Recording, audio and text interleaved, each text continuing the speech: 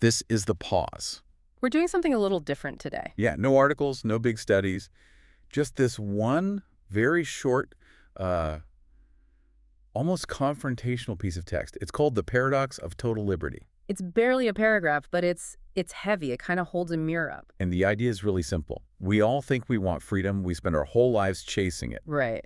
But this text suggests that if we actually got it, I mean, total freedom, it Yeah. might be our worst nightmare. It argues that we're actually terrified of the very thing we say we want. So let's just get into it. The text opens with, you say you want freedom, but imagine it. And the first thing it lists is no structure. Okay, so no structure. Let's actually sit with that for a second.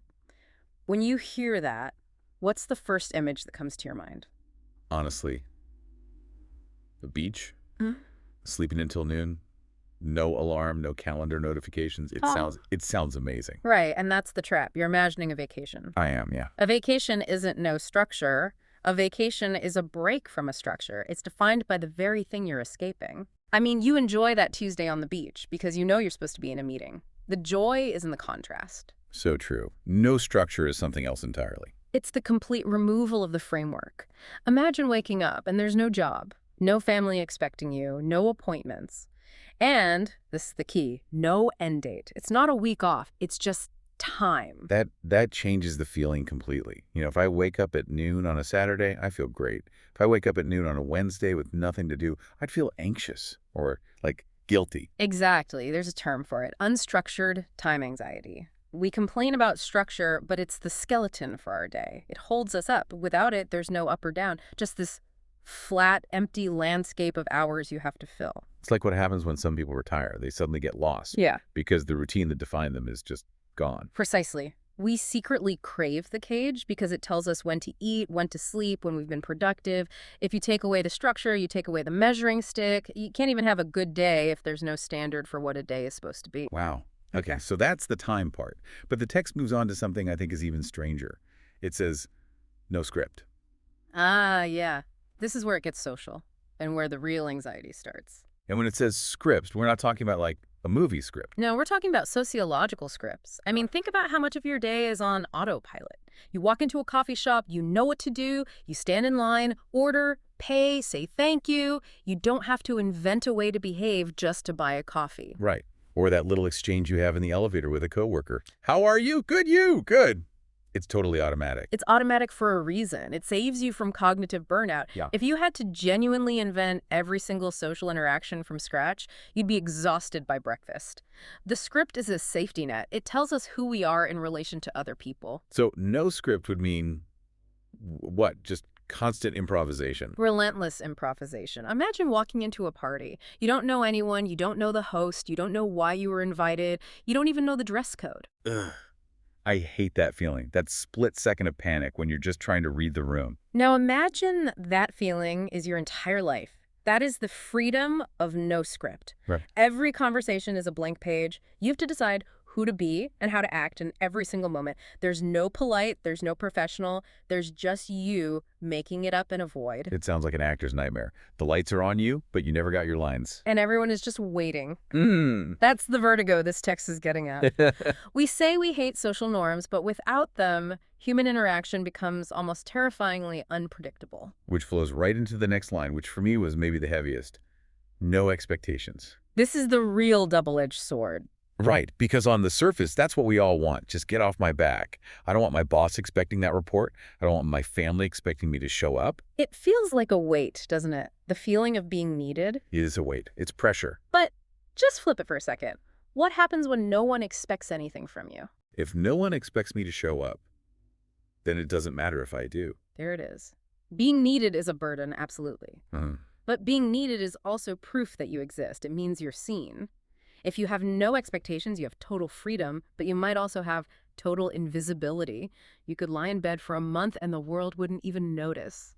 The machine just keeps running without you. That's incredibly bleak. It goes from feeling like relief to feeling like you're a ghost. It's the difference between putting your phone on silent for an afternoon and having a phone that just never rings at all. One is a choice, the other is pure isolation.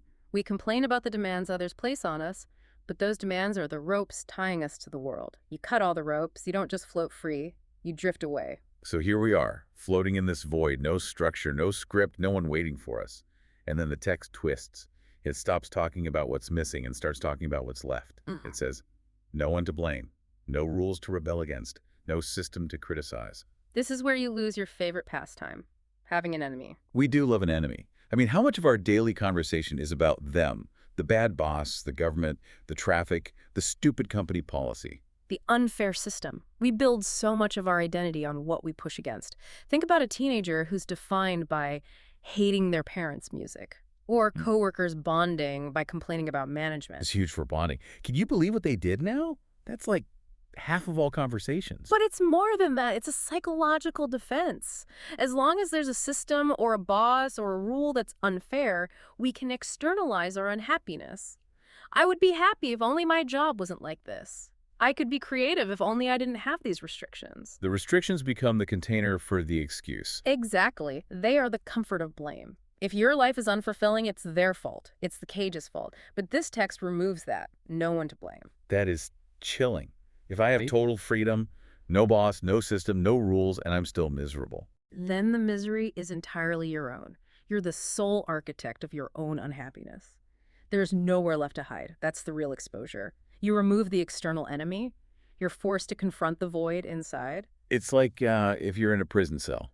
You can bang on the bars. You can hate the guard. Your anger has a target. Right. But if you're just standing alone in the middle of a huge empty desert, Mm-hmm.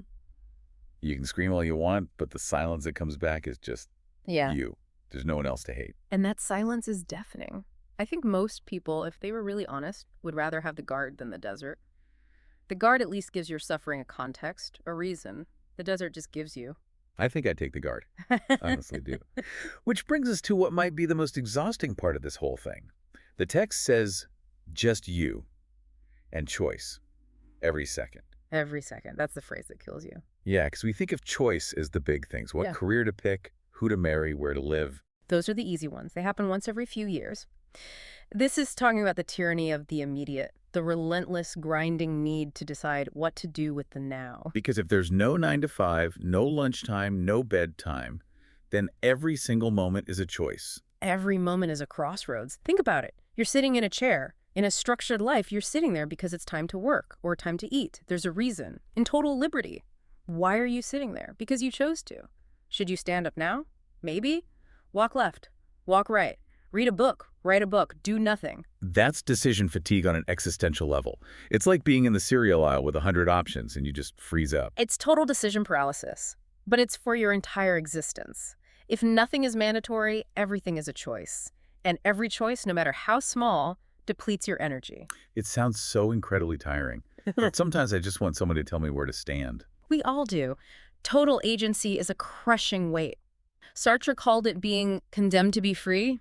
We think we want to be the captain of our own ship, but we forget how nice it can be to just be a passenger sometimes. And that phrase, just you, that's the other part of it. The isolation. There is no crowd to blend into. No, there's no we to fall back on. Total liberty is solitary confinement with the door left wide open. You are completely exposed. It's almost claustrophobic, which is so ironic. The space is so big, it feels like it's crushing you. It's the paralysis of the infinite. When you can go in any direction, no direction has any particular meaning. So why go anywhere at all? Okay, so we have this brutal picture.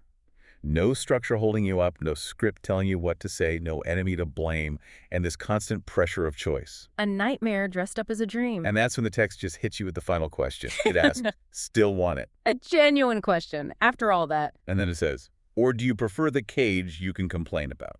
And that's the final twist. The cage isn't the problem. The cage is a comfort mechanism. Let's talk about that phrasing. The cage you can complain about. Why is the ability to complain so important? Because complaining does two things. It creates a bond, and it provides protection. When I complain about my cage, my job, my schedule, my obligations, I'm validating my own struggle. I'm saying to you, look how hard my life is. Look at what I'm enduring. It gives you a kind of status. Yeah. The noble sufferer. Oh, I'm just so swamped. And it connects us. We bond over the shared misery of the cage. Mondays, right? The traffic was awful. Yeah. If you remove the cage, you remove that common enemy. What do two totally free people even talk about? But it also protects you from from having to actually do anything about it. Yes, Yeah. that's the core of it. Voluntary confinement. We subconsciously keep our constraints in place because they protect us from the terror of the blank page. As long as I'm too busy, I never have to write that novel I've been talking about for a decade. Ouch. As Yeah. long as I'm being held down by the system, I don't have to confront who I really am or what I'm actually capable of. The cage gives us a wonderful excuse to be ordinary, to be unfulfilled. It makes our unfulfillment not our fault. It's a comfort. The if only. I would be great if only. We love the if only. Without it, all you have is I am. And I am is terrifying if you're not doing much with it. So the text is saying we're all holding the key to the cage. We just refuse to use it. I think we might unlock it, peek outside at that vast, silent, scriptless wasteland of freedom, feel a shiver, and then lock it again from the inside. And then go back to complaining about the lock. Because the locked door feels so much safer than the open field. Because in the cage, you're understood. In the field, you're just alone. It makes you wonder, if the door to your cage flew open right now, metaphorically, all your obligations vanished. No job, no debt, no duties, just you and the silence. Would you actually walk out? Or would you immediately start looking for a new cage to build? A new project, a new set of rules? We probably would. We'd build a cage out of twigs if we had to, just to have something to lean against. I think so. The text isn't really mocking us, it's just asking us to stop lying to ourselves about wanting to leave. You say you want freedom, but imagine it. Really imagine it. Not the vacation, the real thing. There's no neat conclusion here. We aren't going to tell you to find balance or to create your own meaning. That's not what this is about. No, the point isn't to fix the dilemma. It's just to acknowledge the choice. You're either in the cage, dealing with the comfort of restriction, or you're in the void, dealing with the vertigo of freedom. You just have to choose your burden, the weight of the walls or the weight of the sky. The heavy coat or the freezing cold. And maybe the complaining is the only thing keeping us warm. It's a nice cage. You've been listening to The Pause, and we'll be back at 8 a.m. tomorrow.